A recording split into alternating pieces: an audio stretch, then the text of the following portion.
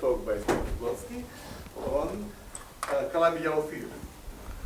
Okay, so thank you very much, and thank you for the kind invitation. And okay, so I'll give those several talks.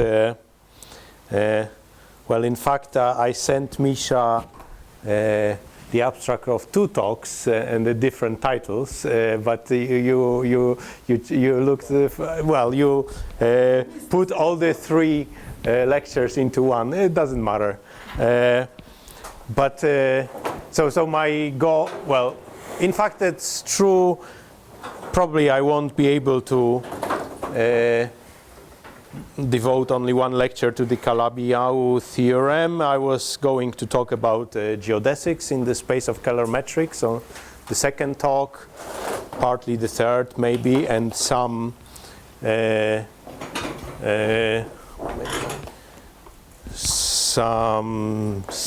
little bit more recent work, if I manage, in the last talk. Now, for the especially first 2 talks, I apologize to the experts to be completely boring, so you'll get bored to death. But I was told this should be a talk for students, so that's how I try to do it. And it's mostly based on 2 of my lecture notes, which you can find in particular on my web page. So the first one is called the Calabi-Yau Theorem. Calabi-Yau Theorem. This appeared in lecture notes in Mathematics 2038.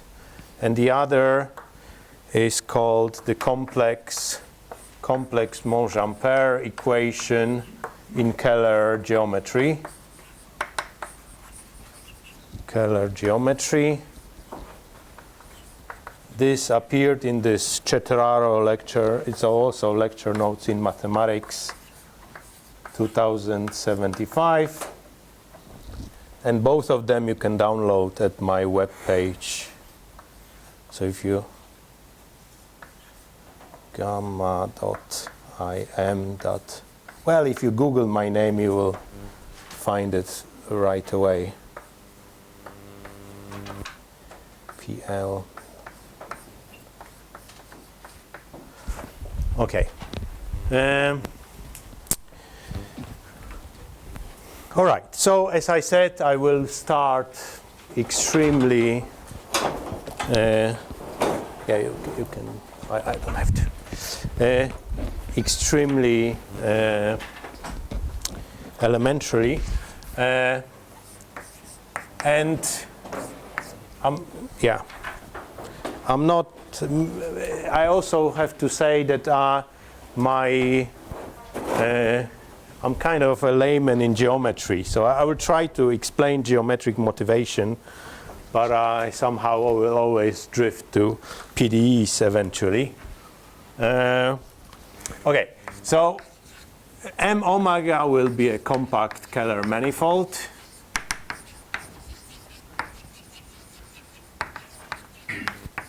A manifold of dimension, complex dimension n. Say locally we'll write the Keller form this way. Sorry, JK. JTC as a 1-1 form. I write it this way because locally this can also be, there is always, because it's a Keller manifold, this has a local potential, so it can be also interpreted as a partial derivative of some function g. And then so it's the usefulness of the complex Monge-Ampère equation in Keller geometry comes from a completely different fact than in the real geometry, namely because the Ricci curvature for Keller manifolds can be expressed in terms of it, unlike in Riemannian geometry. So if you write the Ricci curvature as a, you can treat it as a 1-1 form, then it will be in local coordinates equal to minus I d2 dzj dzk bar of the logarithm of the determinant of the, well, that's already the complex Monge-Ampère operator of this potential G times, well, dzj dzk bar. And, well, for short, let us write it again in local coordinates this way. All right, and now what is striking here is that if you take another Keller form, so if, say, omega tilde equal IGK bar tilde dzj dzk bar, if this is another Keller form on omega, is another Keller form on M, then the difference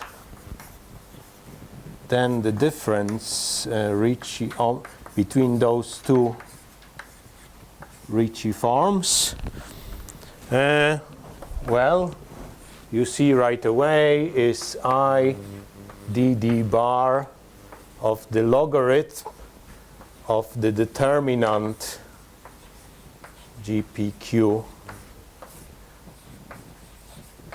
the quotient of the determinants. But the thing is that this quotient is a globally defined function. It's really the same as just the quotient of the wedge.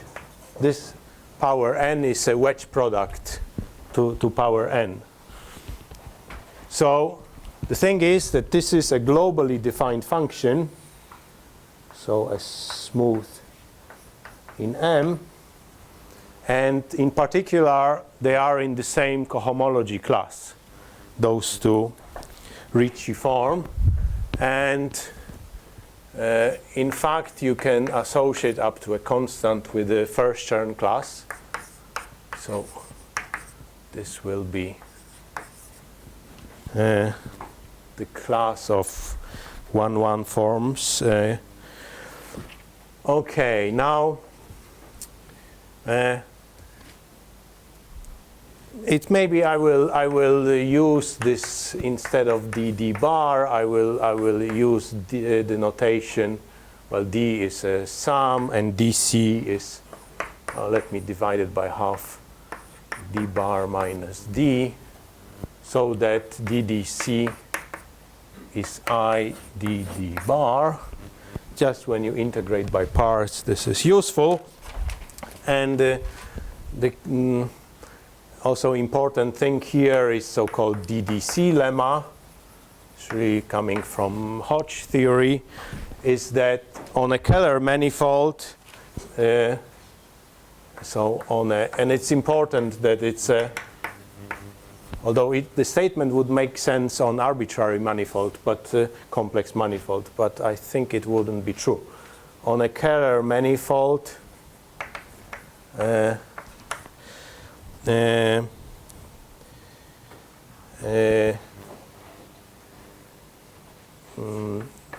exact 1-1 forms, it's also true for other kind of forms, are DDC exact.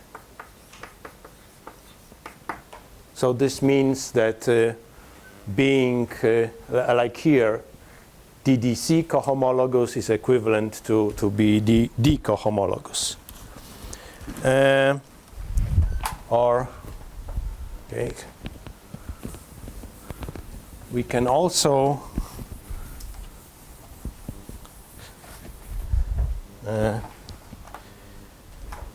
So it follows from that. It follows from this that a Keller class with respect to D it really consists of omega. Oh, sorry. Of forms omega phi, which is by definition omega plus ddc phi for phi smooth, well, such that the form is positive. Okay, now let me formulate the Calabi conjecture. I think at the beginning in the 50s, if you look at the proceedings of the Amsterdam Congress, this was formulated as a theorem, but quickly became a conjecture. Calabi, yes. Yeah, in the 54, he formulated this as a theorem, but I think quickly realized that more has to be something has to be proved. Well, so let me formulate it this way: the mapping between a Keller class, given Keller class omega, so some omega tilde. Maybe I should. Well, usually different kind of brackets is used. Okay, and mapping to Ricci form, which is in the first Chern class, is bijective.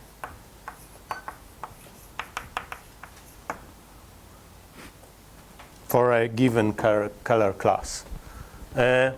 Now,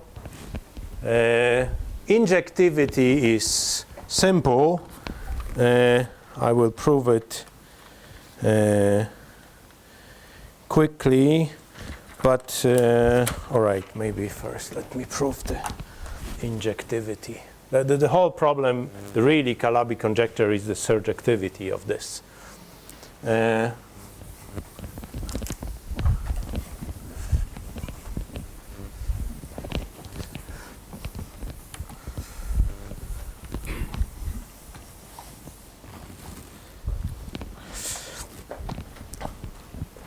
Okay, this injectivity.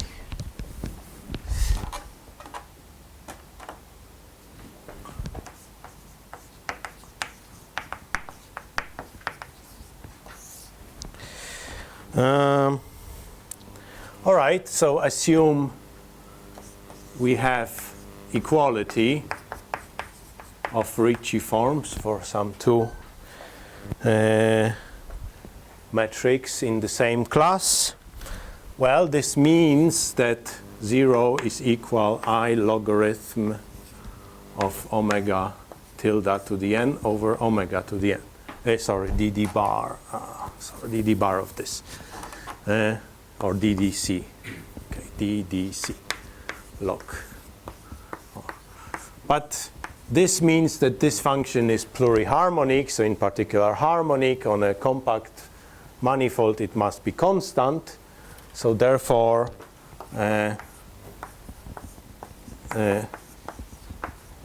they must differ by a constant. But this constant has to be equal to 1, because if you take a total volume of this, and this is, for some function omega plus ddc phi, so you can write it as omega to the n plus some exact term, which on a compact manifold has to vanish, so this has to be equal to the volume itself, so therefore this constant must be 1. All right, so we have equality of volume forms. And now it's a simple, okay, so if we write it omega plus ddc phi to the n minus omega to the n. If you write this, this will be equal sum from j equals 0 to n minus 1. How should I? It's be omega phi to j omega n minus 1 minus j, and all this times ddc phi. And now, so this is 0. This is a positive form. So a solution of such an elliptic equation implies that phi must be constant. So therefore, the two forms have to be equal. All right, so this is very simple. Yes? I really don't understand what happens if we had one Keller form and then we just multiply by a constant. No, but then it would be a different Keller class. A Keller class, I'm taking forms in the same class. So they have to differ, they have to be, the difference has to be an exact form. Okay? So we are in a fixed class. Right? So now where the Monge-Ampère equation comes from. So in fact, both this already we had it here, that the injectivity is equivalent to uniqueness of the Monge-Ampère equation, and so will be surjectivity will be equivalent to existence.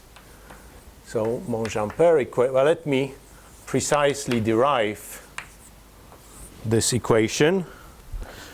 Okay, so I want to prove surjectivity of the mapping. So I take any form in the first Chern class, which is Ricci, class of Ricci omega. So this means I can write this as Ricci omega minus some ddc eta for some by ddc lemma by some where eta is some smooth function. And we are now looking for a function phi smooth such that, well, omega phi is positive, and Ricci omega phi must be R, so must be equal to Ricci omega minus ddc eta. Okay?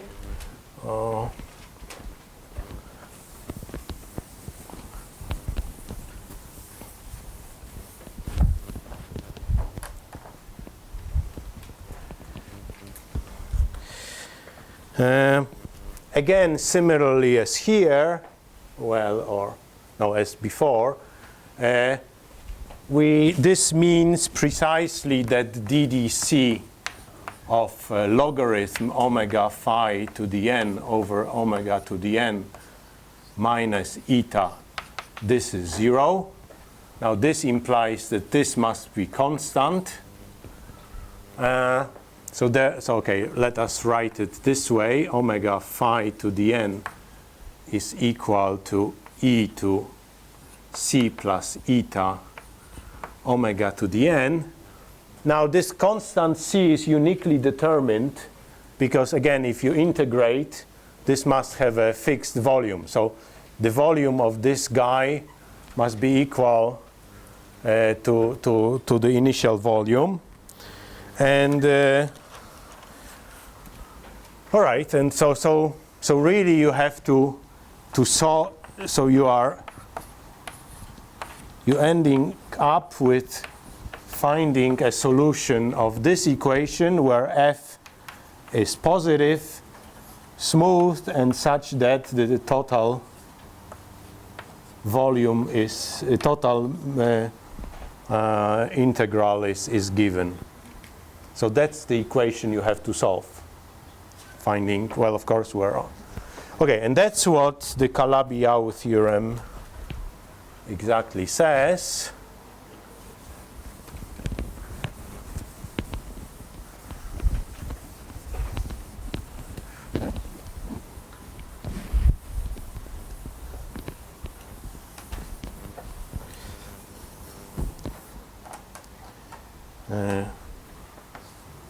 So Calabi-Yau theorem. Okay, so for historical, I mean, people who have contributed to this directly, I'm not meaning indirectly like Pogorelov, but directly, I think I should mention Calabi, Nirenberg, Aubin, and it was finished by Yau, whose main contribution was the C0 estimate in 76, when the proof was.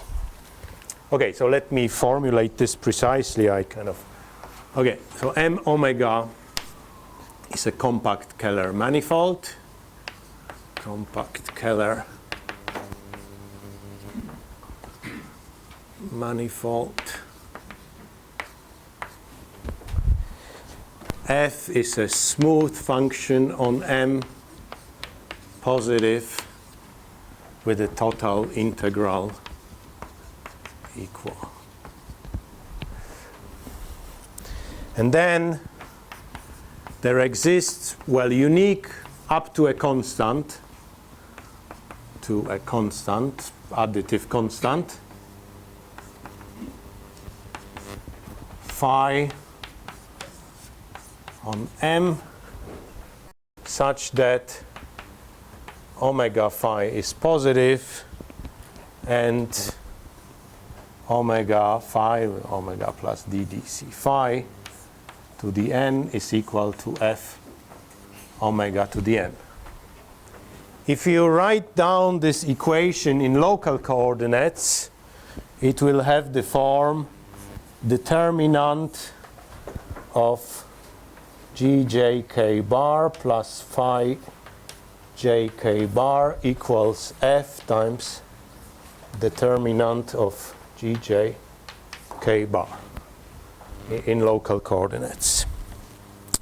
Okay, let me mention, before I go into sketching the proof of this theorem, it will be very brief sketch, let me mention some other geometric problems with extremal metrics, namely the problems of Keller-Einstein metrics and constant scalar curvature ones. Maybe, but before, let me formulate, I think, one of the most amazing corollaries.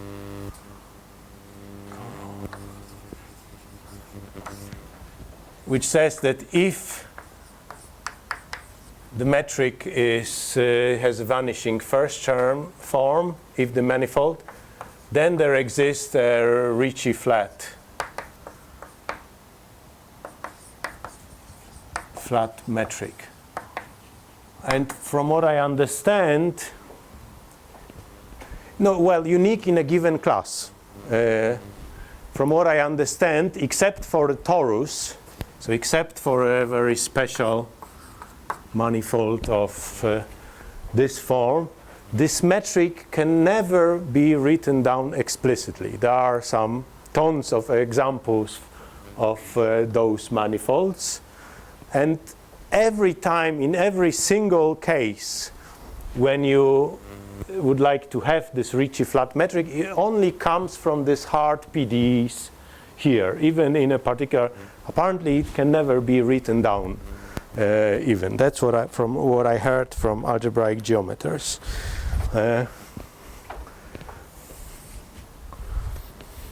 But I've also heard some algebraic geometers that it's useless anyway in algebraic geometry. So I don't know. Cool. Oh well, probably he was teasing me, but. Okay. So let me say a few words on Keller-Einstein metrics.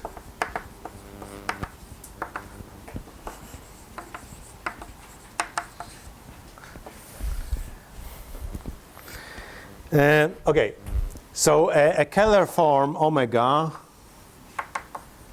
a Keller form omega is called Keller-Einstein if it is proportional, if the Ricci form is proportional to the metric itself. So if Ricci omega is equal to lambda omega for some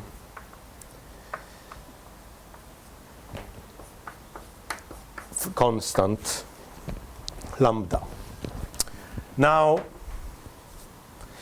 of course, just these functions phi are real valued. Now, this condition puts some strong topological restrictions on the manifold. So clearly there are three possibilities. So either, well, the Chern class has to be definite. Either vanishes, so meaning there is a Ricci flat metric, or negative or positive, meaning there are representatives. They are strictly positive or now choosing starting with a metric from already kind of from one of those three conditions, we will arrive similarly as before in the following equation, so slightly different Monge-Ampère equation, where on the right hand side there will be a dependence on phi. Plus eta plus c is equal omega to the n. So existence of a Keller-Einstein metric, once you assume one of those three things and choose omega appropriately, boils down to solving such an equation. Now, okay, when lambda is 0, then we are in the Calabi-Yau situation. When lambda is positive, eta is the same eta as was before, so some smooth function. So the point is really there is, okay, you can think of this as some function f. That is, eta comes from, well, I deleted this,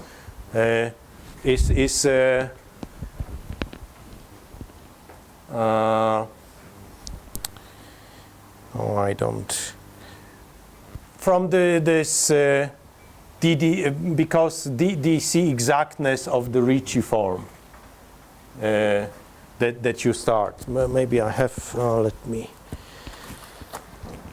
I think I can write it down. Precise.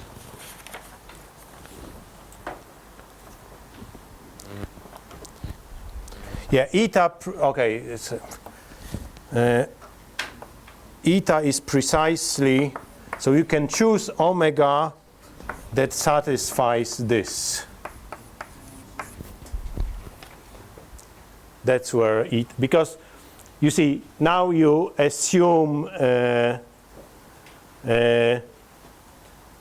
right, you assume that the class is definite, so there is an eta satisfying that. But you want to find omega phi satisfying this. So that's where eta is coming. And c is some constant.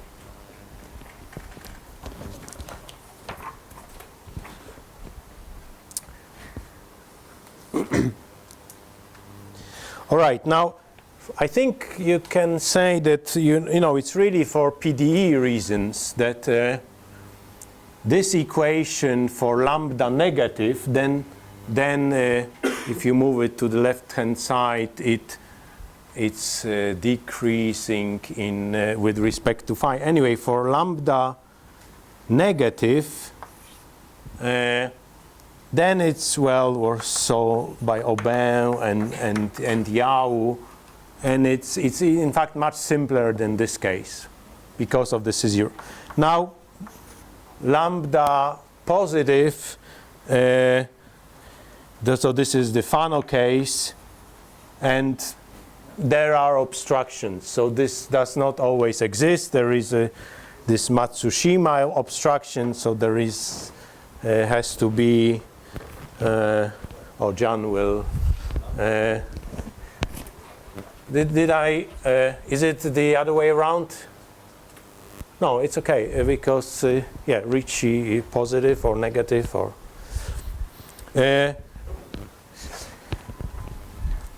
so there are manifolds, like I think P2 blown up at 2 points, that do not admit, because there was a Matsushima, it requires the algebra of holomorphic vector fields has to be reductive, something like that. Anyway, so but then there is this celebrated Tian-Yau-Donaldson conjecture that this existence of the scalar Einstein metric is equivalent to some kind of stability. So that was solved recently, and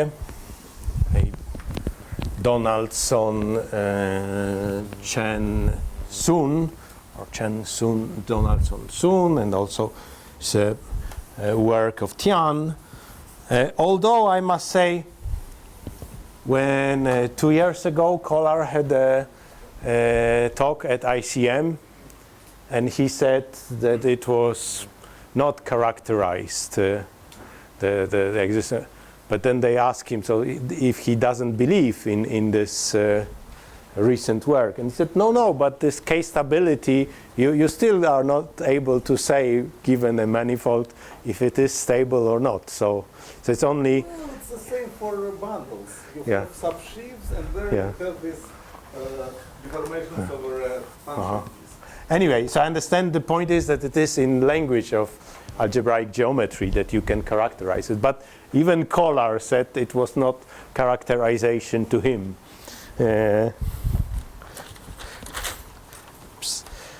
All right, and then let me mention one more thing, is our constant scalar curvature metrics.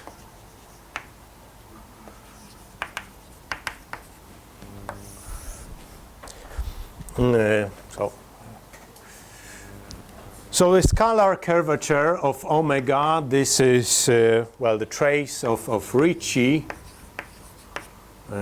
This is the inverse matrix of G, Ricci PQ bar, and you can write it as, well, some constant, doesn't matter, Ricci omega, wedge omega n minus 1 over omega to the n. And we're looking for phi in a given Kerr class, for phi with S omega phi equal to constant. This constant is uniquely determined in a given class.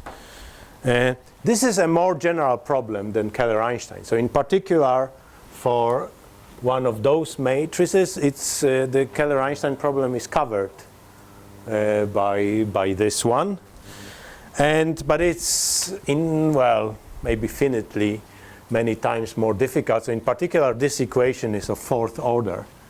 So in general, instead of a second order equation like here, you get a fourth order equation, and it's much more difficult. But there is a similar conjecture for those manifolds, again, that there exists a constant scalar curvature metric if and only if there is some stability in.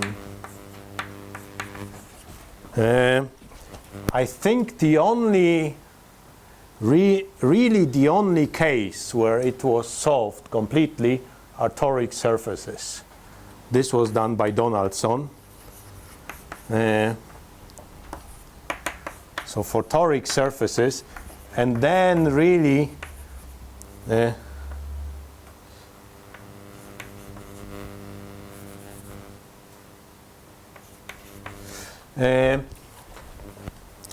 point is that then the two, well, it becomes equation of two real variables. So it's, I think that mostly a method of solving a Bernstein problem by Trudinger and Shuja Wang that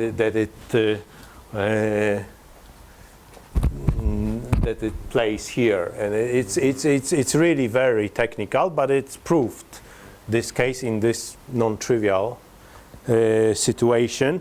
Let me only point out uniqueness. So uniqueness of constant of Keller-Einstein metrics up to holomorphic automorphisms in a given class, of course, was proved by Bando and Mabuchi in the 80s, and for constant scalar curvature metrics recently by Berman and Bernson. There have been some claims before, but proven to be incorrect. So they proved uniqueness. And this actually uses a lot this geodesics in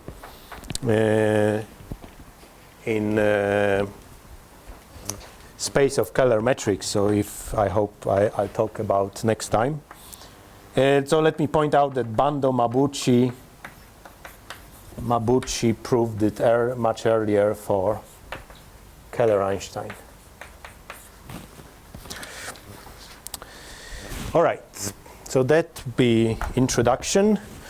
And now, for the last 10 minutes, let me start telling you a little bit about the ideas how to prove the Calabi-Yau theorem. So this is really PDEs. Unfortunately, geometry stops here. Okay, so the main idea behind proving this kind of fully nonlinear equation is the continuity method. At least smooth. And so we have the equation we want to solve. And the idea is to start from an equation which we know how to solve. And this would be, for example, if we take f equal to 1 everywhere.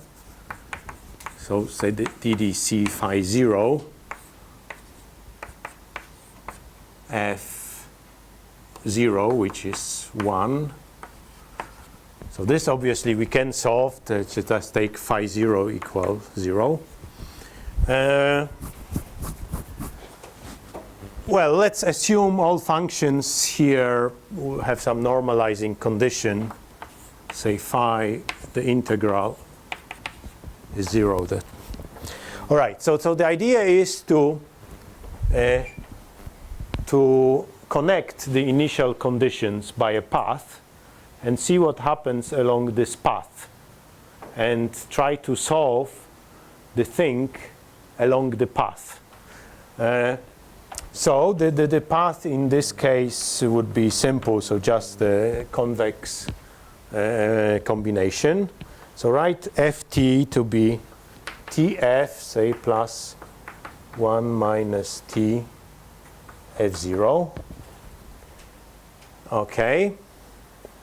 And define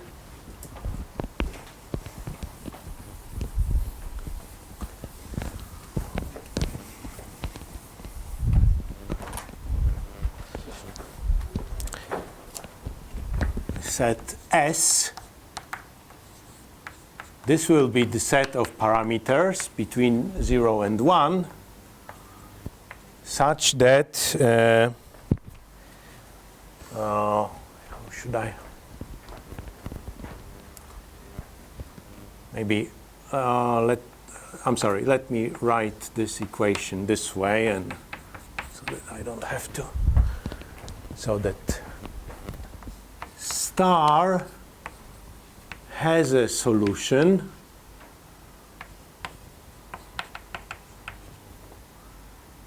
phi t in, say, ck plus 2 alpha.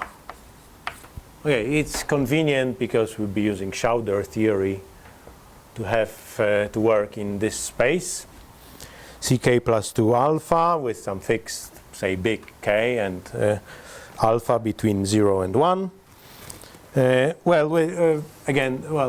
All solutions assume are normalized. Now, what can we say about this S? Well, first of all, of course, 0 belongs there. Now, yes? Sorry? No, okay, yeah. I should have said. The uniqueness is kind of proved it before. The uniqueness does hold kind of in this non-degenerate situation kind of trivially. The same way as I was proving uniqueness for the Ricci forms. Right? You just take a difference of two Mongean pairs and write them as so it's important that if it has it is unique. That's true. The uniqueness, of course, the way we proved it, at least for C2, that's fine. Actually, uniqueness is much more subtle if the equation is degenerate, even in the smooth case. That's the argument I showed you would not work here. Okay, now S is open, and that's just functional analysis. So you consider the mapping between this space of ck plus 2 alpha, say with this normalizing condition, and this is ck alpha. Okay, it's not a Banach space, but it's a kind of affine space. This integral is 1.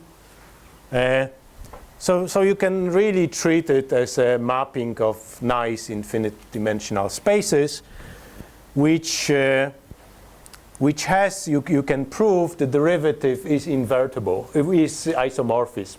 And therefore, this mapping is, if it's invertible at one point, well, it is invertible also in some neighborhood.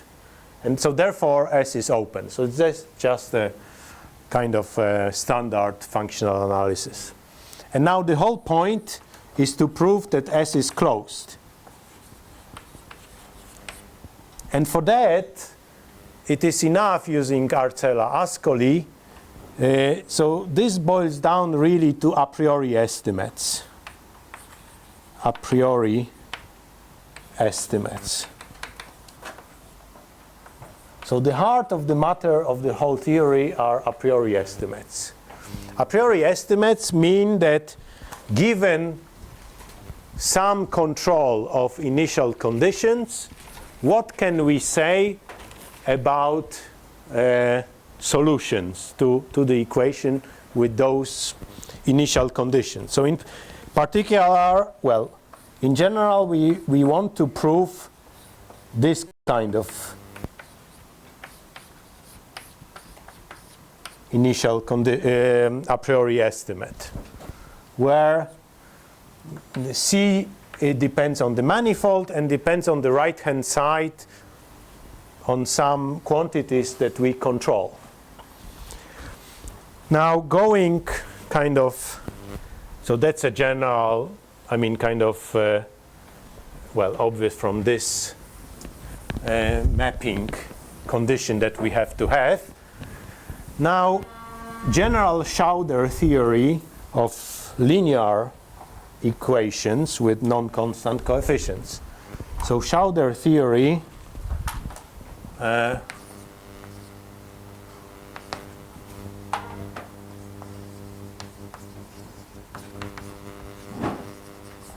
would reduce this to, well, I should say it doesn't imply, but it reduces to C2 alpha bound. Okay? Now, to reduce it further, well, initially, Yau used this Calabi-Nirenberg computations for third derivatives.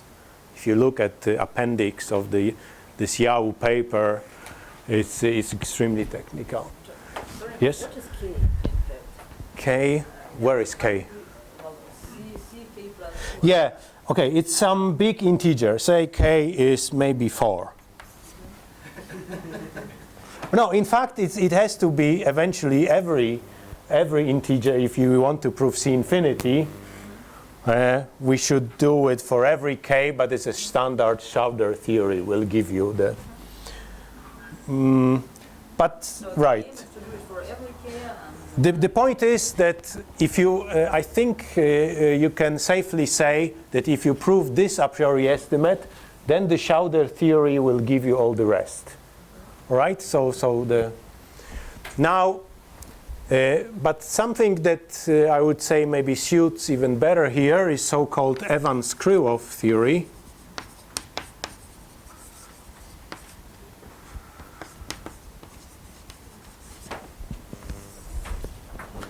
Oh, okay.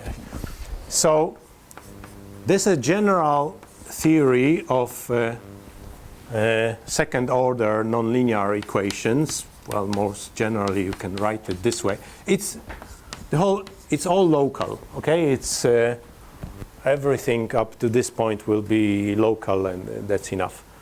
So you have a general. Okay, I don't have time to go into details, but there are two general assumptions you have to make. One is ellipticity, which means that on admissible functions, this, okay, I write it in real derivatives, this matrix is positive with some quantitative bound. And the second important assumption is that F is concave with respect to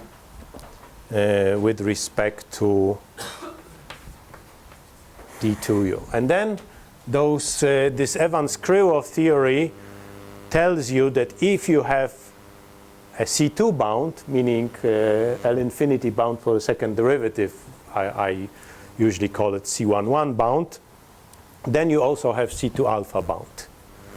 So that's kind of a general theory would cover this case too. It was developed later, early 80s, than the Calabi-Yau. You probably need a complex version of this, so this really should depend on the complex Hessian here. But you can get around it also, it's possible. You can look at both of those notes. There is a discussion on that and how to do this. Okay, I should finish. So the whole thing boils down to, well, okay, C11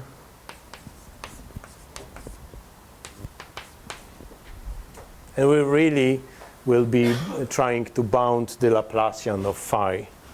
And I try to show, just sketch how the bounds for the Laplacian and for the C0 norm, L infinity norm work. From Evans to C11 is enough.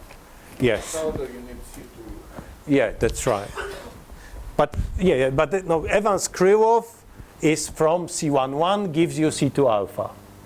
That's Evans-Krylov. And then the standard Schauder theory gives you further estimates. And C2 is stronger, I guess. Or what is different between Yeah, C11 is C2, but there are two possibilities. Either you want to bound well, all the previous derivatives and the real, well, infinity. So these are in principle two different estimates. Okay, for convex functions they are the same, but for plurisubharmonic they are not. So there is a subtlety here. So you can, and the bounds that I will tell you will only give you this. For the Laplacian, which in our case is equivalent to mixed complex derivatives. So derivatives of this form will be bounded.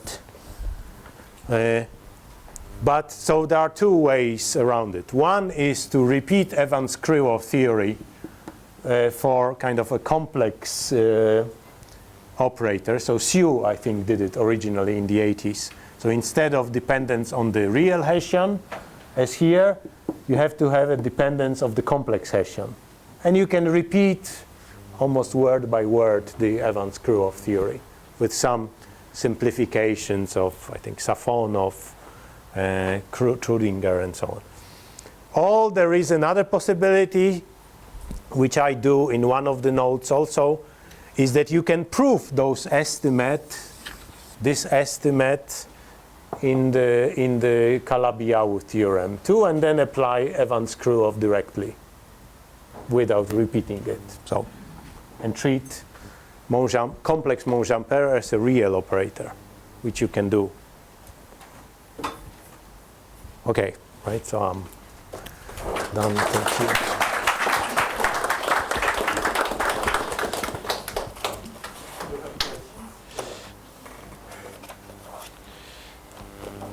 Okay, there are no questions. The next talk is in